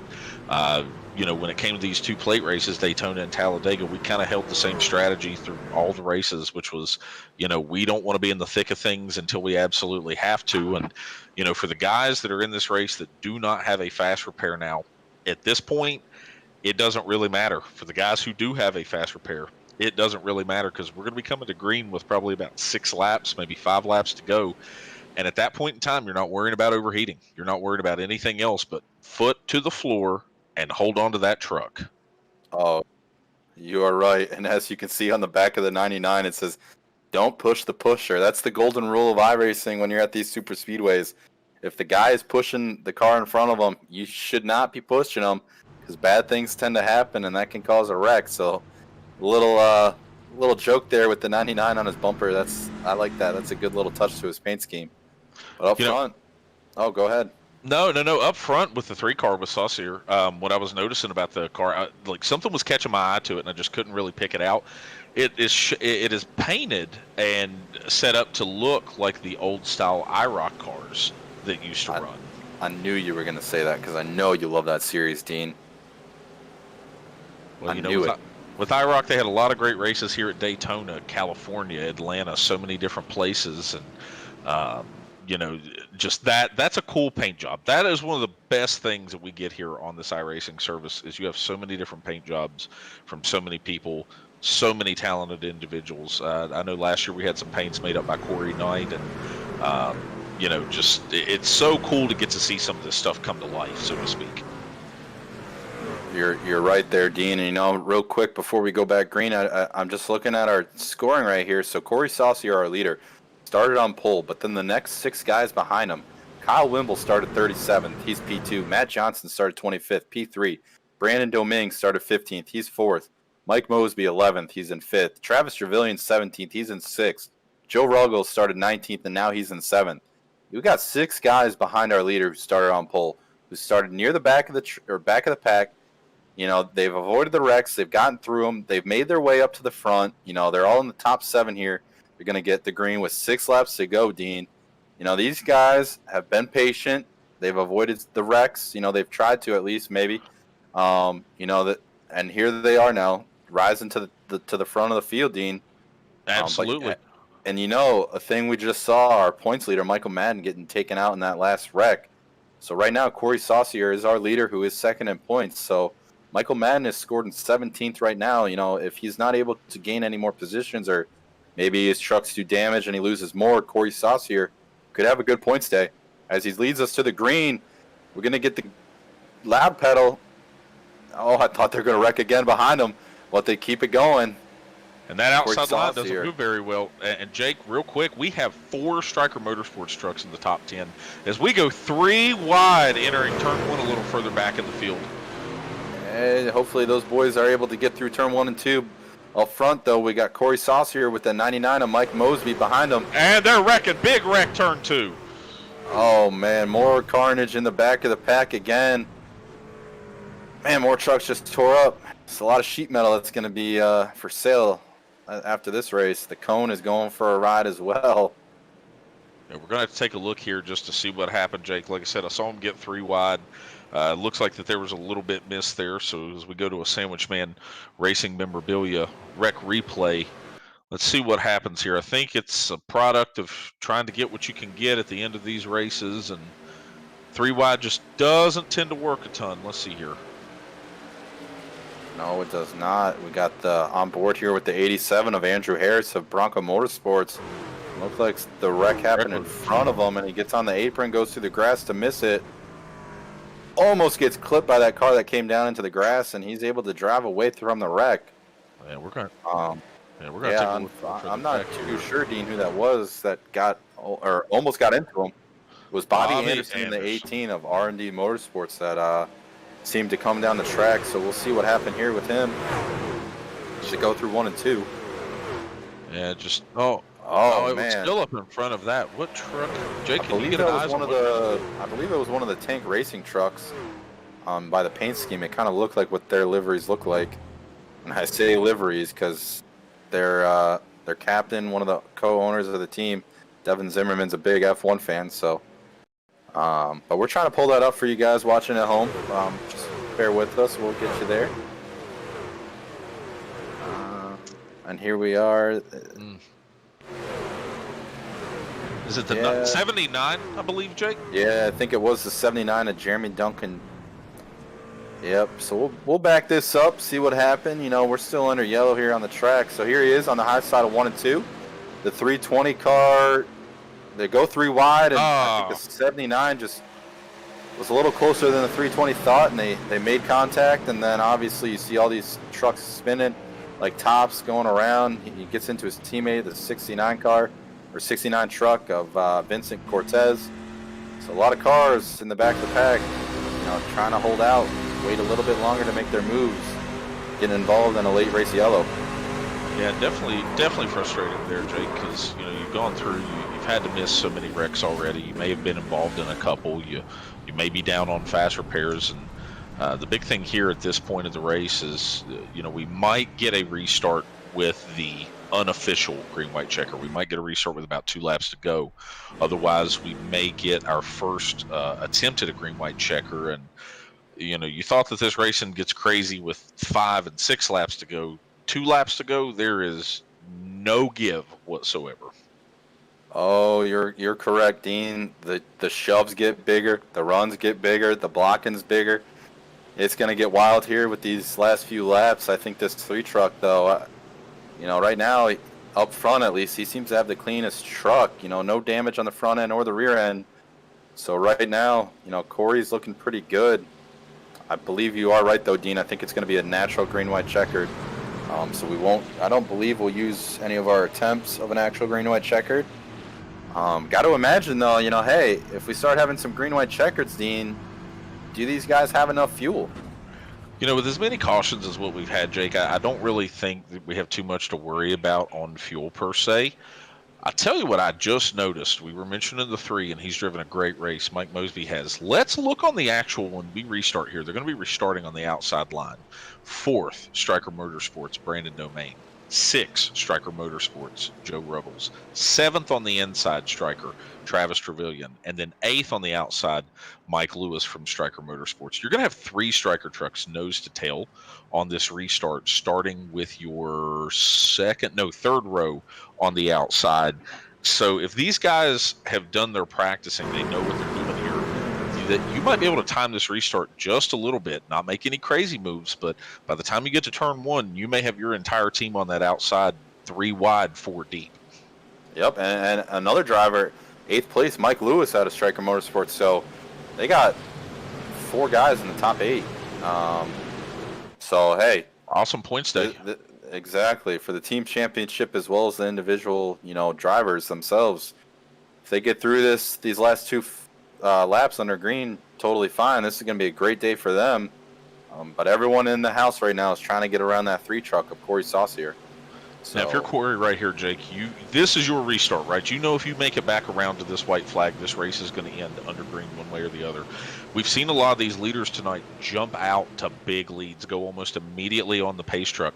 If you're Corey, do you wait a little bit? Do you try to play some restart games just to, try and accordion this field up and not let them get as big of a run on you? I think he definitely does. He's got to creep into it, kind of close all the gaps. That way guys aren't getting runs, able to jump to the outside of him, because he's going to get himself burned if he goes too early and jumps out to too big of a lead, like you said. But the pace truck is peeled off, and we're going to see. But he ain't listening to us, and he's going to pull away from the field and get a big jump on him. So it's going to be interesting to see if the 99 can clear the 62 of Matt Johnson, but they're going to go 2 wide into turn 1.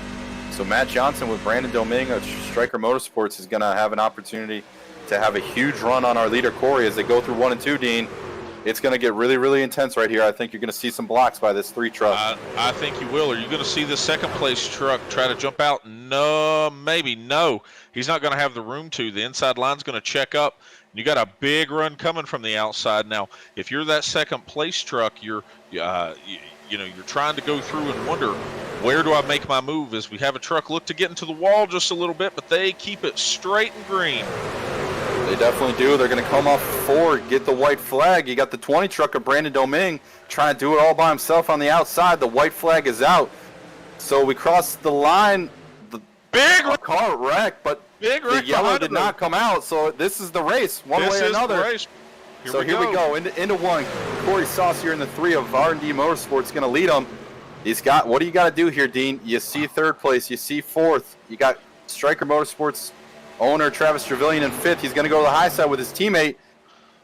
Oh, this is going to get good. Brandon Domingue's got some momentum here. What's going to happen? I think Travis is going to shove him deep in here. They got to go. It's now or never, right? But the inside line, Matt Johnson's pushing the heck out of the 3. This is going to get good. I think we're going to see something interesting here, Dean. Michael Mann with a big run from behind, but I think it's too late for him. Corey Saucier to the Matt line. Johnson, big wreck behind him. To the line. It's going to be close. Saucier. Oh, what 7,000ths of a second. Corey Saucier won this race, Dean Brummett. Yes, he did there, Jake. And now after the race, looks like we got a little extracurriculars going on. Just kind of beating around some congratulations. Corey went out here, won this pole for tonight, and they always say it's not where you start, it's where you finish. But when you start where you want to finish, it makes it that much better. Got to take a look here for a last look at one final wreck replay, just to see when we cross over onto the white flag. We saw some trucks get around, and then coming to the checkered, we saw some trucks just couldn't really make out who it was there. That was epic, Dean. That was crazy there, Jake. Those. I believe Byron those McDonald was involved, but we're going to see this replay brought to you by Sandwich Man Racing Sports Memorabilia. Check them out on Shopify for any sports memorabilia. Looks like Mike Mosby. Oh, man, what a move by Cortez. Look at that. And then right in front of him, it happens again. Oh, my goodness. So there was one of the Bronco trucks. So they were wrecking all the way through 1 and 2, and we missed it, Jake, because we were just so focused on that awesome battle up front. We definitely were, and, a lot of cars got taken out here. Cody Madden forced it 3 wide, trying to get all the spots he can. They kept rolling, but it was behind him here. Mike Lewis got a little contact from somebody. Bronco Motorsports, Cole Martin involved in the wreck here at a 2. I mean, that was a finish. I'm not going to lie. I thought the yellow was going to come out right before our leaders got to the white, but it didn't. And there's our winner right now, Dean. Corey Saucy, you're burning it down. Oh, my goodness. Woo! Oh, my goodness. Yeah, that probably scared him just a little bit. He's going to burn it down here as he rightfully should. Anytime, Jake, let me ask you here. I mean, you yourself, I consider to be a road course expert. And so myself, if I manage to go through and pull off anything that looks like a road course racing win, I'm excited as can be. But with these plate tracks, this is just a complete different level of excitement when you manage to cross that line first. Oh, I mean, it's like no other feeling in the world. I mean, you just won at Daytona International Speedway, one of the more prestigious races we come to on our schedule, as well as, in real life in the NASCAR world. So this has got to be great for Corey. I'm sure he's pumped up with their Discord. But, our winner, Corey Saucier out of R&D Motorsports. Second place, we got Matt Johnson out of Jonathan Beyer Racing.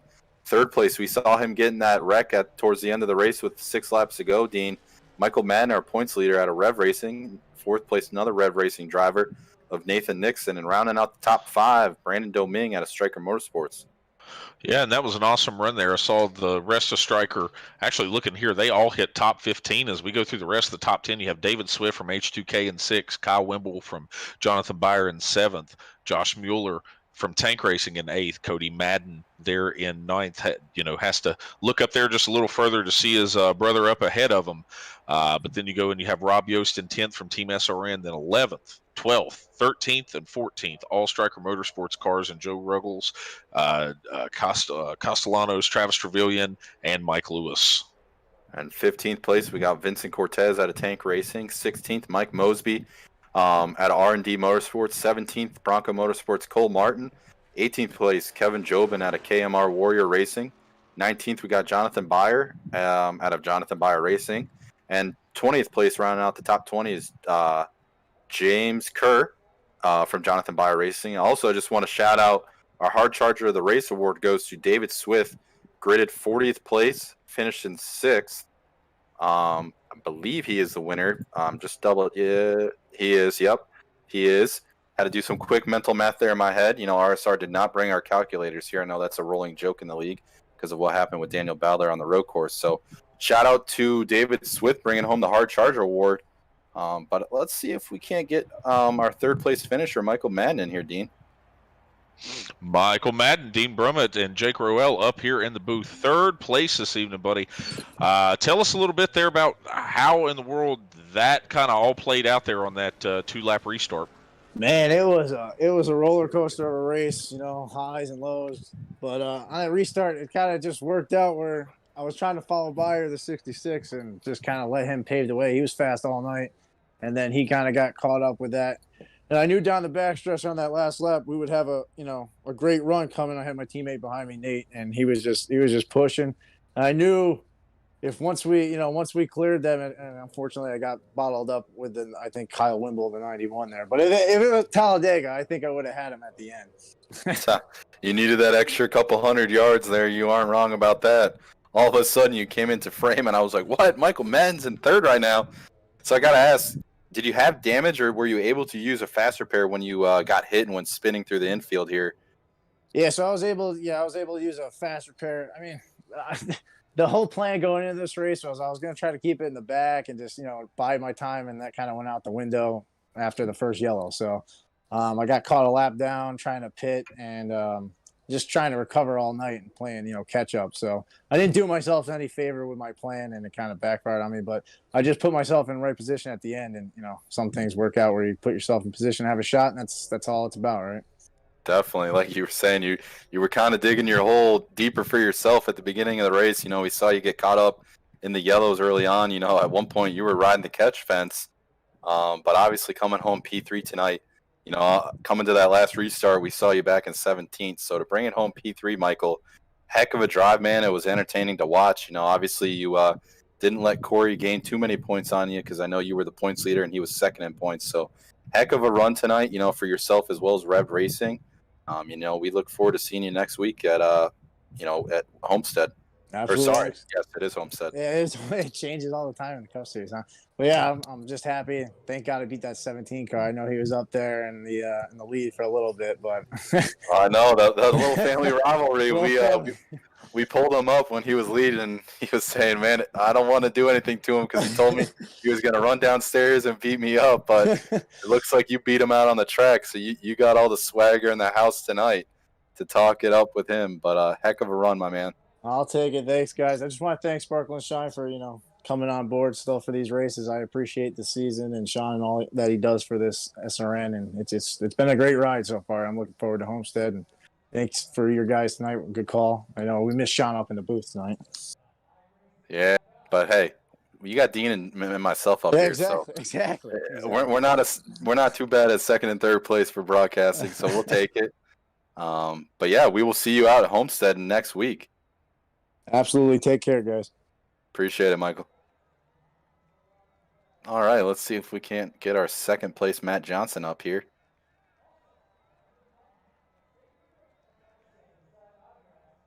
Matt Johnson, welcome here to the Speed Racing Network booth. This is Dean and Jake. How are you doing this evening, buddy? I'm doing all right. How about you, fellas? Doing good, buddy. Second place tonight. I know second place is always the worst position to finish in. A little bit worse than even coming in last. But how did you do it tonight, man? How'd you manage to go through? I know you won the halfway award this evening, so you got a little bit extra cash heading your way on top of that second place finish. Just walk us through how you managed to pull this off this evening. Oh, wow. Where do I even begin? I come in here to the trucks this year after running third championship for the Xfinity last year. Had a rough start to the year. Went to the road course, did okay. Then we come to the big track. And first week here with Jonathan Beyer Racing, me and Jonathan used to be teammates. So I come in tonight knowing that. But I got to tell you, I was so surprised at how well me and Kyle did together here tonight. I wouldn't be here if it wasn't for Kyle tonight, man. He did a great job. I think if he hadn't had that nose damage, I think we might have been all right because I got up there by him. But just didn't have the help behind me I needed there at the very end. Definitely, that was something I noticed. You guys kind of had a run, and then all of a sudden, he kind of fell off of your bumper, and then it was just you and Corey for the win out of 4, man. You get edged out by 7,000ths of a second by Corey. But like you said, obviously moving forward, what does finishing P2 do for you, as well as, coming on board with a new team this week, Jonathan Beyer Racing? Well, I think it does everything for me, right? It's the momentum aspect of it all. You carry in momentum. I'm deep in the points. I had a rough start to the year. It gives me a points boost. It gives me a momentum and confidence, right? You come in, you have a rough start to the year. You don't know if you can even do it anymore.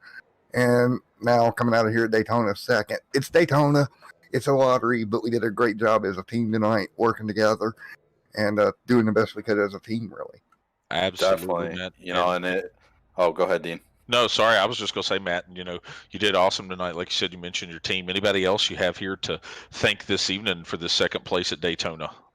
Yeah, boy, I got to give a shout out to my main sponsor. Wasn't on the truck tonight. Obviously signed a deal with Jonathan Beyer Racing literally 2 hours before race time tonight. So didn't have one on the truck, but Ray's Energy for coming on board all year.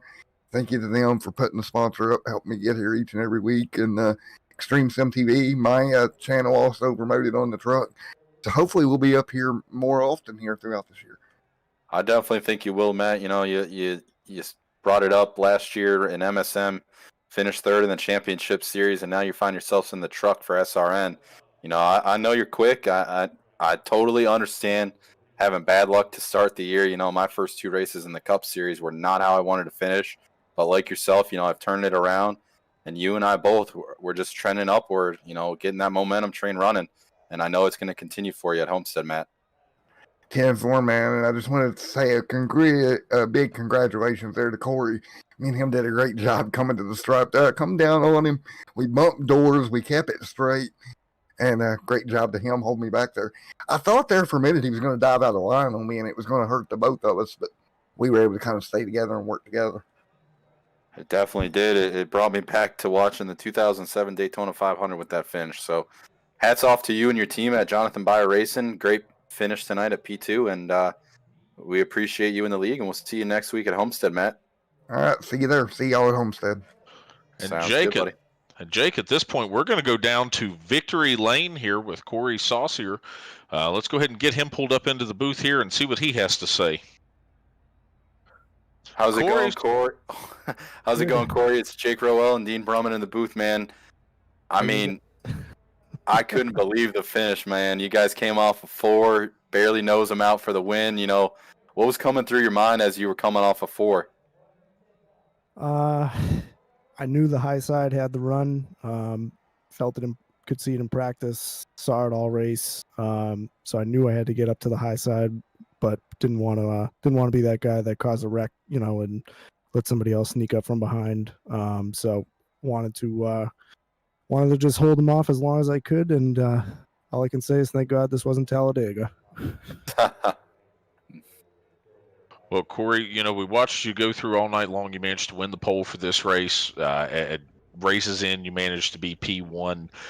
You know, like you said, there's so much carnage that happens here. You know, one thing that we watched, we thought that there was going to be a caution flag about 100 yards before you hit the start-finish line. When you looked up in your mirror and saw smoke, was it kind of one of those just keep your foot in the gas type moments, or was there just kind of a collective just ugh amongst the entire team thinking you were going to have to do another restart? No, my mentality at that point, you know, we were so far in the race with pretty much only, you know, 2 laps to go. I saw the car spinning and I just said, you know, keep the pedal down and, you know, don't really look behind you unless it's somebody coming up to pass you. So my mentality was pretty much just keep going until you see the yellow come out or until you see that checkered flag, and just happy we could come away with P1 for R&D. And like you just said, you know, you get the win tonight for R&D Motorsports.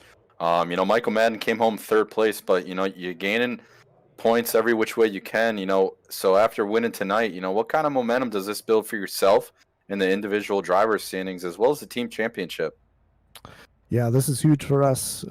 We've been working really hard in practice. Everybody on the team's been putting in the time to get better and help out each other. So I think we got a ton of momentum here, and you know, I hope we can keep showing out for the rest of the year and keep putting up some good consistent finishes for everybody. Yeah, good deal, Corey. I mean, you know, next up we're going to keep down here into the southeastern part of the U.S. We're going to stay in Florida next week to Homestead. You know, completely different type of a racetrack. What do you think that you have going into Homestead next weekend? Should be pretty good. Not gonna lie, I'm sort of still kind of new to all this racing. I know my results might not show that, but I definitely got to spend some time, learn the track, figure out what's the best line for me. Run with some traffic, see how I can maneuver through traffic, gain some spots, and figure out what's the best way to work my way through the field and get another good finish. Yes, sir. Well, good news is, you know, you got plenty of time to do that. You got an entire week. But the big thing here that you get to take into Homestead is a trophy from Daytona. Anybody you'd like to thank this evening, Corey, before we go through and call it an evening here? Yeah, I definitely want to give a shout out to our sponsors. My primary sponsor, Gagny Graphics, Flavor Bomb, R&D Motorsports, and David Duke. Wouldn't be here without him giving me a shot on his team. The other thing I just want to mention, I'm going to be taking my the $25 that for coming in first, and I'm gonna donate all that to Sadie plus another $50 out of my own pocket. There we go. That's awesome, man. That's a heck of a gesture by yourself. You know, it's obviously going to help Sadie as well as her family out. So we love hearing that, Corey. You know, thank you so much for doing that, helping her out, helping the cause, as well as, you know, congrats again on the win tonight at Daytona. And we'll see you next week at Homestead. All right. Sounds good, guys. Thank you very much. No problem at all. Well, Jake, what an interesting race we had this evening. You know, looking into tomorrow night, getting ready to go into the Xfinity Series, and then Sunday night, getting ready to go into the Cup Series. What do you take from this race? Do you kind of approach it the same way you wanted to before, or do you approach it a little less aggressive, a little more aggressive? What do you do at this point? You know, tomorrow night I'll be back up here in the booth with Sean for the Xfinity race, so I expect to see a lot of the same type of things we saw tonight with the trucks, just hopefully a little bit cleaner with, you know, only having one faster pair as opposed to 2. But I just think, I'm going to keep saying it. I really do think you just got to ride around in the back. It might be boring. It's not exciting, running up front, duking it out with everybody. But it's just what you got to do with these plate tracks to keep it clean. So I think we're going to see a lot of that. But again, with tomorrow's race, Thursday night, Sunday night, our Cup Series race, it's all about helping the cause, and how you can help out Sadie. So again, you see it on your screen right now. We got 4 ways of doing it. You can go to Flavor Bomb's website and buy some of their seasoning. It's awesome stuff. A lot of guys in the league use it for everything and anything. You can go out there and help out by going to fbbbq.com, as well as purchasing raffle tickets for the 3 raffles, for the headset and the amp, as well as the butt kicker, and then the Christopher Bell replica helmet. So you can go to speedracingnetwork.com to purchase any of those, as well as if you just want to donate directly, like we just heard our race winner Corey Saucier say, he's going to give his $25 from winning, as well as $50 out of his own pocket. So you can do it that way as well. And just make sure you're hitting the share button on Facebook. That way, any of your friends on Facebook can see it. They start sharing it. So, this thing can exponentially grow, and, it just can be built bigger and bigger to help out Sadie and her family.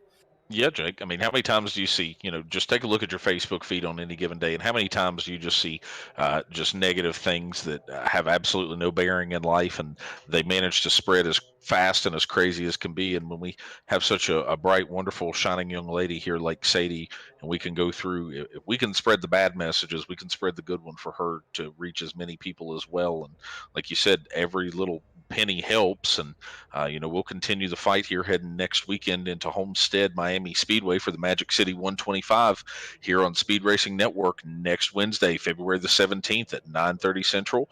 Also, once again, tomorrow night we're going to Daytona again. The haulers are all parked down here. I saw some guys working in the Xfinity garage earlier for the Sadie's All Out Fight 150. A few more laps, but same excitement. It definitely is. Those cars, they're a little bit better to push with, like we were saying. They line up with each other to, get bigger runs, go faster, things like that. So I think tomorrow night's race is going to be really intense as well. Again, for the Sadie's All Out Fight 150, we're going to continue bringing awareness to Sadie with her battle with leukemia. So, we're just going to keep growing it, help her out. And, we just we want to wish everyone a good night here, and just always finish with it going faster, because that's what we do here at Speed Racing Network. So we'll see you guys tomorrow night for the Xfinity race, the Sadie's All Out Fight 150, tomorrow at 9 p.m. Central. From Daytona International Speedway, this has been Dean Brummett and Jake Roel for Speed Racing Network. Go faster.